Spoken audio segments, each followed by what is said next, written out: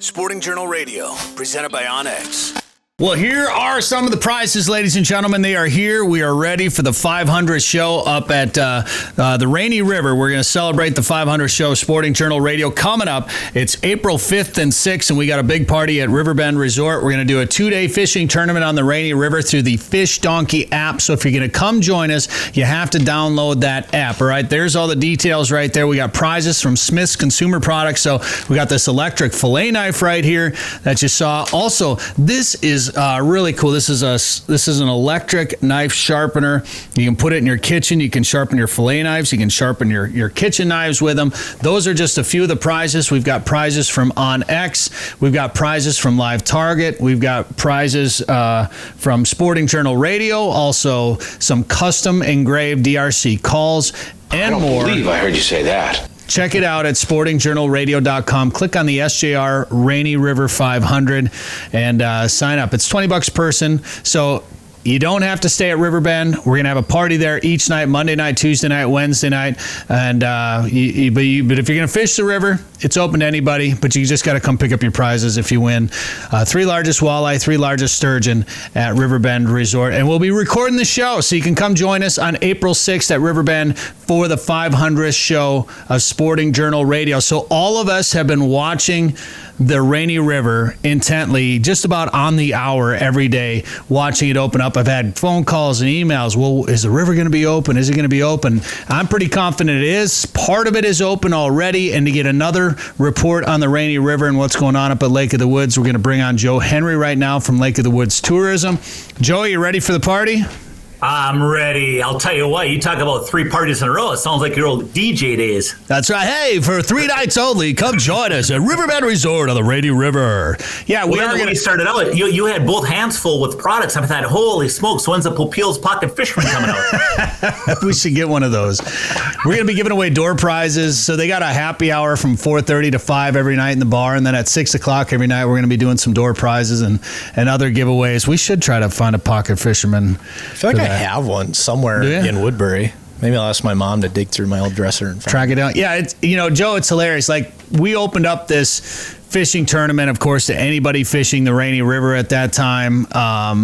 People that are fishing Lake of the Woods, anglers all across the region. And the first people to book rooms at Riverbend, my parents and Dan's parents. So I think that'll be the first time they ever listen to the show. Yeah, well, they're our biggest fans. I'm kidding. Quick tip for Danny. Before Mom goes looking for the Popeil Pocket Fisherman as dresser doors, maybe he should go through those dresser doors first.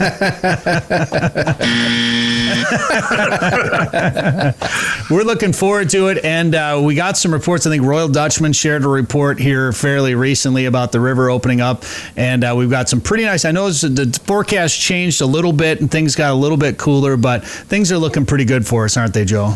They sure are, yeah. And Royal Dutchman's one of our resorts that's just east of Baudette that does a really nice job of putting out pretty consistent Facebook reports on the river and the open water progress. And others put them out there, but boy, Royal Dutchman's been consistent with it.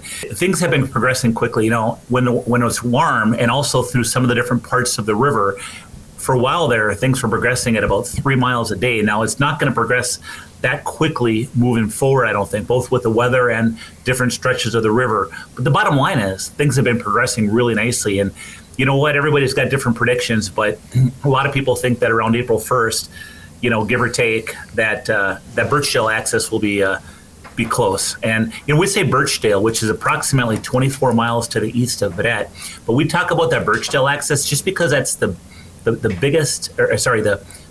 first access to open up with open water that's really viable for larger boats to drop in, or any kind of boat to drop in. And it's also really good fishing around there. So when that happens, it's going to be game on. And then, of course, what we hope then is that open water continues to progress, because that way, once we get that second access open, that alleviates some of the boat and trailer traffic going into just one access. Nonetheless, get there. It's a little bit of a wait, but boy, it can be worth it. It can be. You can go out there and just catch some fish. Normally, going to catch a few good ones, or you could go there and really catch a number of fish of a lifetime. Personal best, the whole ball of wax. Brett, those big walleyes, for people that don't know, those big walleyes are coming out of Lake of the Woods, and they get constricted in this small river, really, the Rainy River, and they're going up to spawn. and it's a catch and release fishing only. But those fish are big and they're hungry, and it can be game on. And the sturgeon are big and hungry. I know some guys are just strictly going to target sturgeon up there, which, don't get me wrong, I like catching sturgeon, but I think you're crazy if you're not going to target some walleyes while you're up there on the Rainy River in the spring. And you brought up the fact that there could be a little bit of a wait at some of the landings. That's why a lot of people like to see the more landings open up. Of course, that's why you watch the landings open up, because there are people that'll bring bikes up there, because sometimes you're parking a little bit a ways away. But that's one of the reasons, too, why we're starting the tournament at 9 o'clock. So that'll give you a little bit of time to get on the water. If you got to wait a little bit, we recommend people get out there to the accesses early and take your time. It's a fun tournament for us. You don't have to rush. You don't, some guys get real impatient at the landings, whatever.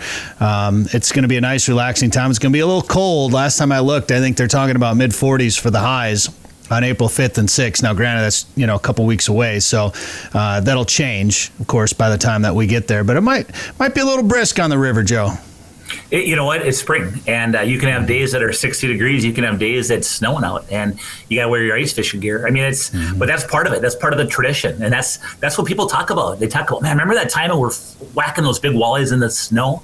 And then there's other times they say, remember we had T-shirts on that one year? Yeah. I mean, that's all part of it. But just come prepared. Bring your ice fishing stuff. Bring overly warm gear. Dress in layers, and then have at her. The other thing I'll say is that by the time you hear those fish are up there and things are cranking, it's too late. You just have to go fishing, because things happen quick. You get different waves of walleye moving up and down that river. And the other thing I should mention too, Brett, is when you get out on that river fishing, have some patience at the access. Yeah. Don't park where you shouldn't park. Be cognizant, be courteous of others.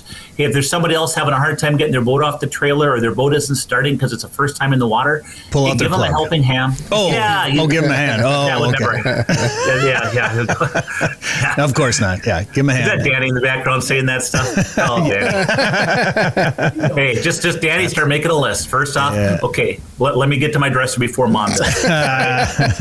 Danny, it's all because I care about you.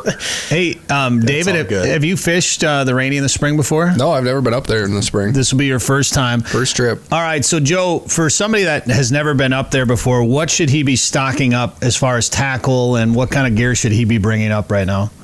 Well, a couple of things. I would say this. First off, traditionally it's a jig bite, and with that water flowing, bigger jigs, it's stained water. The fish don't mind bigger jigs, so you're going to want to be able to touch the bottom. You want control of your jig, and that a bigger jig might be a half ounce, it might be 3/4 ounce. If you're in really some whipping water, it could be an ounce jig.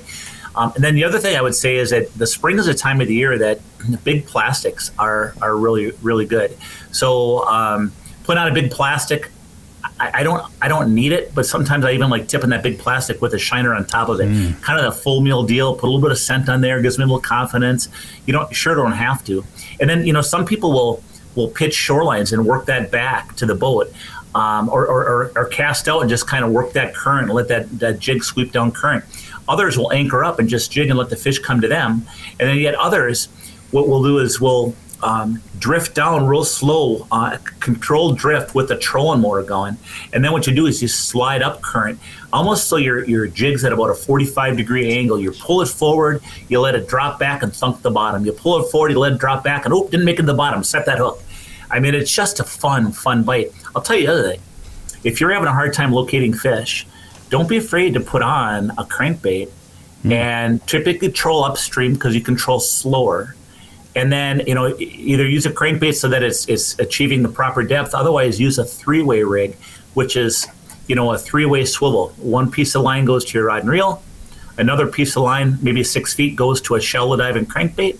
And then you have about a 2-foot dropper that goes to let's say a 3-ounce weight. And you can just pull that upstream, almost like a bottom bouncer, almost like the same speed.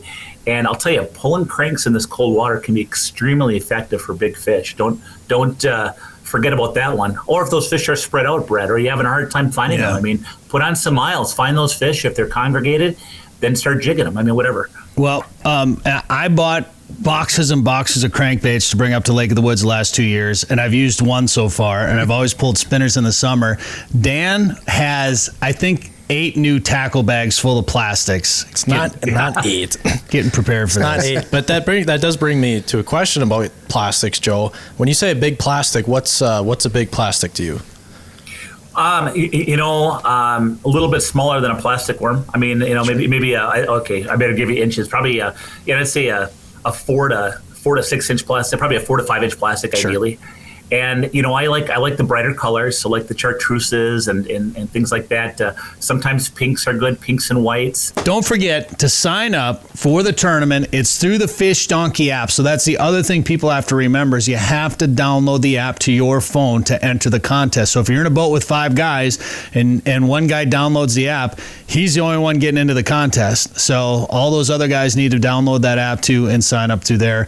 And then we'll have all the prizes at Riverbend, and we'll give them away on April 6th. So that Wednesday night when we record the podcast, we'll give the winners all their prizes. If you can't make it there that night, you can come the next day if you have to.